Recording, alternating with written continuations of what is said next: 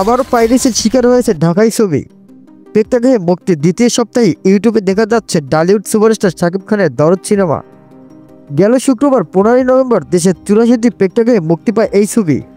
সে সময় বাংলাদেশের বাইরে আরও 20টি দেশে একযোগে মুক্তি পায় দরদ। প্রথম সপ্তাহে প্রেক্ষাগৃহে সিনেমাটি ভালো ব্যবসা করলেও দ্বিতীয় সপ্তাহের শুরুতেই পাইরেসির শিকার হলো ছবিটি। ধারণা করা হচ্ছে সাকিবের এই ছবিটি কোনো প্রেক্ষাগৃহ থেকেই সিনেমাটি মোবাইলে ধারণ করে অনলাইনে ছড়িয়ে দেওয়া হয়েছে।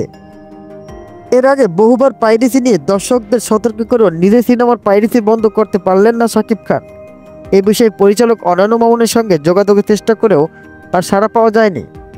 রোমান্টিক থ্রিলার ধাঁচের ছবি দরদে শাকিব খানের বিপরীতে অভিনয় করছেন ডালিউড অভিনেত্রী সোনাল চৌহান। এতে আরও অভিনয় করছেন পায়েল সরকার, বিশ্বজিৎ চক্রবর্তী, রাধেশ শর্মা, এলিনা শাম্মী, রিউ প্রমুখ। ভিডিওটা ভালো লাগলে অবশ্যই ভিডিওতে একটি লাইক করে দিন এবং চ্যানেলটি সাবস্ক্রাইব করে দিন।